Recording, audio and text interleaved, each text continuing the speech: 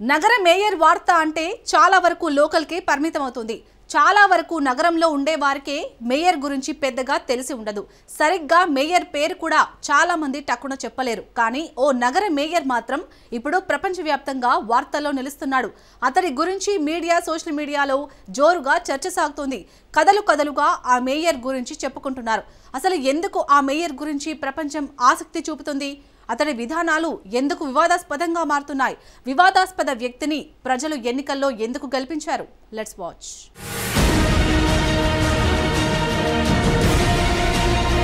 New York మేయర్పై ఆసక్తి ఎందుకు? మమ్దాని వివాదాస్పద నిర్ణయాలు ఏంటి? ప్రధాని మోడీని మమ్దాని ఏమన్నాడు?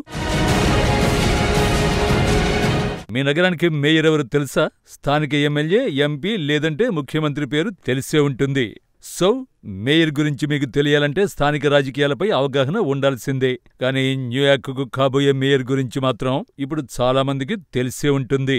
బహుశా మీరు న్యూయార్క్లో ఉండకపోవచ్చు, కనీసం అమెరికాలో కూడా నివసించకపోవచ్చు. కానీ న్యూయార్క్కు కాబోయే మేయర్ పేరు మాత్రం తప్పకుండా తెలిసే ఉంటుంది.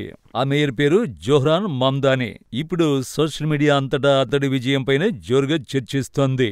అతడి విజయంపై విదేశీ ప్రభుత్వాలు సైతం స్పందిస్తున్నాయి. ఒక మేయర్ గురించి ఇంత హంగామా ఎందుకు? షార్ట్ గా చెప్పాలంటే ఈ హంగామా అంతా ఓ క్యారెక్టర్ జోక్యం చేసుకోవడమే. ఈ క్యారెక్టర్ ఎవరో తెలుసుకోబోయే ముందు న్యూయార్క్ ఎన్నికల ఫలితాలు చూద్దాం.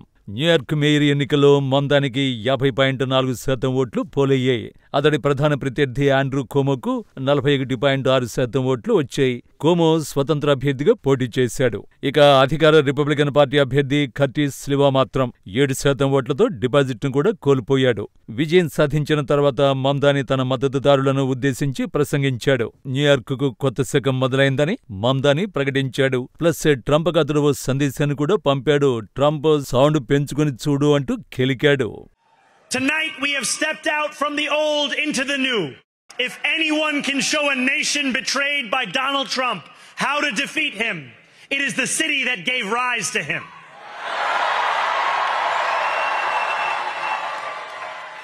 And if there is any way to terrify a despot, it is by dismantling the very conditions that allowed him to accumulate power. So Donald Trump, since I know you're watching, I have 4 words for you. Turn the volume up. Mamdani మద్దతుదారులు సంబరాలు జరుపుకున్నారు. పార్టీలను నిజమైన party చేసుకున్నాయి. New York భవిష్యత్తు బావుంటుందని ఆశిస్తున్నట్టు అక్కడి ప్రజలు తెలిపారు. న్యూయార్క్ ప్రజల్లో మార్పు వచ్చిందని మరికొందరు వ్యాఖ్యానించారు. కొత్త గాలి రావడంతో కొత్త మార్పులు కూడా వస్తాయని భావిస్తున్నట్టు వివరించారు. జోహ్రాన్ మమ్దాని ఆఫ్రికా కంట్రీ ఉగాండాలో జన్మించాడు. అతడి 7 ఏళ్ల వయస్సులోనే తల్లిదండ్రులు అమెరికాకు వలసొచ్చారు. భారతీయులకు మాత్రం అతడి తల్లి బాగా తెలుసు. ఆమె ఎవరో కాదు, బాలీవుడ్ దర్శకురాలు మీరా నాయర్. మమ్దాని రాజకీయాల్లోకి రాకముందు ర్యాపర్, ఆ తర్వాత హౌసింగ్ కౌన్సిలర్ గా పనిచేశాడు. చివరికి న్యూయార్క్ నగర మేయర్ గా ఎన్నికయ్యాడు. 34 ఏళ్ల వయసున్న మమ్దాని ప్రారంభంలో పెద్దగా గుర్తింపు లేని అభ్యర్థి. డెమోక్రటిక్ ప్రైమరీలో అతడికి అవకాశం లభిస్తుందని ఎవరూ ఊహించలేదు. అంచనాలన్నీ డెమోక్రటిక్ పార్టీ బలమైన నాయకుడు మాజీ గవర్నర్ ఆండ్రూ కోమోకి అనుకూలంగా ఉండేవి. కానీ సోషల్ మీడియా మొత్తం మార్చేసింది. మమ్దాని క్షేత్రస్థాయి నుంచి ప్రచారాన్ని మొదలుపెట్టాడు. యువ ఓటర్లను ఆకట్టుకునేందుకు జంజి వ్యూహాలను పన్నాడు. అతడి సందేశం వెరీ సింపుల్: మార్పు హామీ. ప్రధానంగా ఉచిత బస్సు ప్రయాణం, నిత్యావసరాల ధరల తగ్గింపు, ఇళ్ల అద్దెలను నియంత్రిస్తానని మమ్దాని హామీలు గుప్పించాడు. తాను వ్యవస్థలకు వ్యతిరేకమైన అభ్యర్థిగా ప్రకటించుకున్నాడు. ఆ ప్రచారం పనిచేసింది.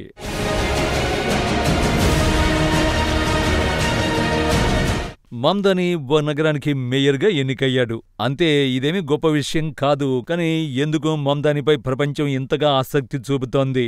అతడి విజయం ఎందుకు విభేదాలకు కారణమవుతోంది? న్యూయార్క్ నగర మేయర్ ఎన్నికల ఫలితాలు వెలువడిన తర్వాత ట్రంప్ స్పందన చూడండి. అండ్ సో ఇట్స్ బిగన్ అంటూ క్యాపిటల్ లెటర్స్ లో సోషల్ మీడియాలో ట్రంప్ పోస్ట్ చేశాడు. ఇదిగో ఇది మొదలయ్యింది అని దీని అర్థం.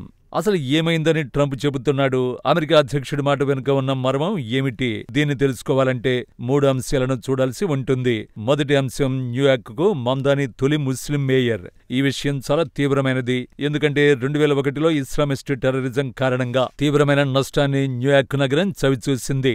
అప్పట్లో న్యూయార్క్ ట్రేడ్ సెంటర్ పై అల్-ఖైదా దాడి చేసింది. 20 ఏళ్ల తర్వాత అదే నగరానికి ఇప్పుడు ముస్లిం నాయకుడు ఎన్నికయ్యాడు. మమ్దాని గెలుపును కొంతమంది ఓదార్పుగా భావిస్తున్నారు. మరికొందరికి మాత్రం పాతగాయాలను మళ్లీ రేపుతోంది. ఇక రెండో అంశం, మమ్దాని భావజాలం అమెరికాలో వివాదాస్పదంగా మారుతోంది. మమ్దాని తనను తాను డెమోక్రటిక్ సోషలిస్ట్ గా పేర్కొంటున్నాడు. దీని అర్థం ఏంటంటే అతడు డెమోక్రటిక్ పార్టీ విధానాన్ని అనుసరిస్తాడు, కానీ స్వేచ్ఛాయుత పెట్టుబడిదారీ మార్కెట్ ఆర్థిక విధానాన్ని మాత్రం వ్యతిరేకిస్తాడు.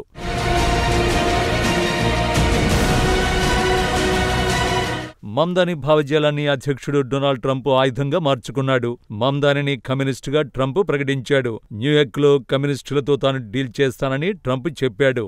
మాకిప్పుడు కమ్యూనిస్టు మేయర్ వచ్చాడని ట్రంప్ చెప్పుకొచ్చాడు. ట్రంప్ వ్యంగ్యంగా చెప్పాడు. దీన్ని ఏమాత్రం విస్మరించలేం. ఎందుకంటే ప్రపంచంలోనే అతిపెద్ద నగరాల్లో న్యూయార్క్ ఒకటి. ఈ నగర జీడీపీ $180,000 కోట్ల. న్యూయార్క్ నగరం అంటేనే పెట్టుబడిదారీ విధానానికి పుట్టినిల్లు. కానీ ఆ నగరానికి కొత్త మేయర్గా ఎన్నికైన వ్యక్తి మాత్రం ప్రజాస్వామ్య సోషలిస్ట్. ట్రంప్ మాటలో చెప్పాలంటే కమ్యూనిస్ట్. సాధారణంగా కమ్యూనిస్టు పెట్టుబడిదారీ విధానాన్ని వ్యతిరేకిస్తారు. సో మమ్దాని ఎన్నికపై చాలామంది కలవరానికి గురవుతున్నారు. అతడి విధానాల కారణంగా చాలామంది ధనవంతులు న్యూయార్క్ ను విడిచిపెట్టి వెళ్లిపోతారని ఆందోళన వ్యక్తం చేస్తున్నారు. ఇక మూడో అంశం, మమ్దాని విదేశీ విధానం. జోహ్రాన్ మమ్దాని ఇజ్రాయెల్ వ్యతిరేకగా ముద్ర వేసుకున్నాడు. న్యూయార్క్ నగరంలో బెంజమిన్ నెతన్యాహు పర్యటిస్తే అతన్ని అరెస్ట్ చేస్తామంటూ జోహ్రాన్ వార్నింగ్ ఇచ్చాడు. సాంకేతికంగా చెప్పాలంటే ఇది మమ్దానికి అసాధ్యం. ఎందుకంటే నగర మేయర్కు విదేశాంగ విధానాల్లో జోక్యం చేసుకునే అధికారం ఉండదు. కానీ మమ్దాని మాత్రం ఇజ్రాయెల్ ప్రధానిని అరెస్ట్ చేస్తామని చెబుతున్నాడు. అతివాద కార్యాచరణ కారణంగా ప్రచారంలో జోహ్రాన్ విమర్శల పాలయ్యాడు.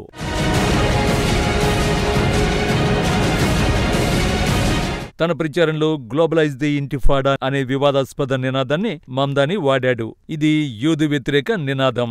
ఇజ్రాయెల్పై హింసను ప్రోత్సహించడాన్ని గ్లోబలైజ్ ది ఇంటిఫాడా నినాదం సూచిస్తోంది. అయితే జోహ్రాన్ ధోరణి కేవలం ఇజ్రాయెల్కు మాత్రమే పరిమితం కాలేదు. మమ్దాని భారత్ను కూడా టార్గెట్ చేశాడు. అయోధ్యలో రామాలయం నిర్మాణాన్ని అతడు వ్యతిరేకించాడు. ప్రత్యేకించి ప్రధానమంత్రి నరేంద్ర మోడీని అతను టార్గెట్ చేశాడు. తన ప్రచార సమయంలో ప్రధాని మోడీపై విమర్శలు గుప్పించాడు. గుజరాతీ ముస్లింలను అణిచివేశాడని మమ్దాని ఆరోపించాడు. అంతేకాదు భారత ప్రధానిని యుద్ధ నేరస్తుడిగా అభివర్ణించాడు. అసలు ఇక్కడ సమస్య ఏమిటో తెలుసా? స్థానిక ఓటు బ్యాంకును ఆకట్టుకునేందుకు తనను తాను అతివాదిగా, ప్రగతిశీలుడిగా ప్రకటించుకున్నాడు. ఓటర్లను ఆకర్షించేందుకు తనకు సంబంధం లేని విషయాల్లో అసంబద్ధమైన ప్రకటనలు చేశాడు. ఇన్ని వివాదాలు ఉన్నా జోహ్రాన్ మాత్రం విజయం సాధించాడు. మొదట మమ్దాని అనామక అభ్యర్థిగా ఉన్నాడు. కానీ ఆ తర్వాత ట్రంప్ని నేరుగా సవాల్ చేస్తున్నాడు. తన విజయంతో ఇప్పుడు అమెరికా అధ్యక్షుని ఉక్కిరిబిక్కిరి చేశాడు. ట్రంప్ న్యూయార్క్పై దృష్టి సారించడానికి కూడా కారణాలు ఉన్నాయి. ఎందుకంటే ఆ నగరం ట్రంప్ సొంత అడ్డా. మమ్దాని ఓటమికి ట్రంప్ తీవ్రంగా ప్రయత్నించాడు. ఆఖరికి అతడి ప్రత్యర్థి కుమోకు మద్దతునిచ్చాడు. కానీ ట్రంప్ మాత్రం మమ్దాని విజయాన్ని అడ్డుకోలేకపోయాడు.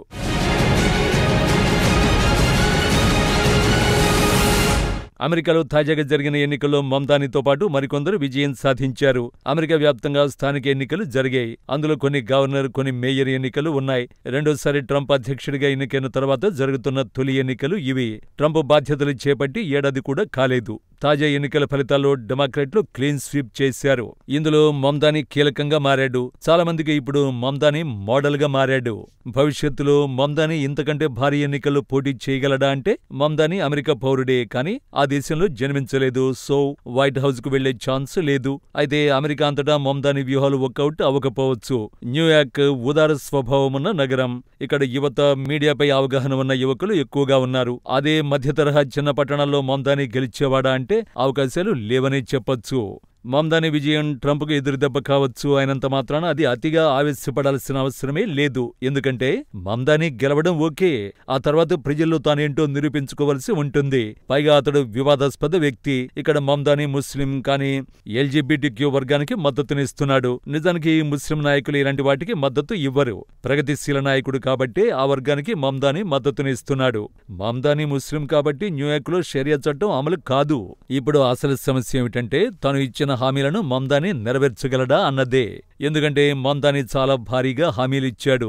మాటల్లో చెప్పినవి చేతల్లో చూపించగలడా అన్నదే పెద్ద ప్రశ్న.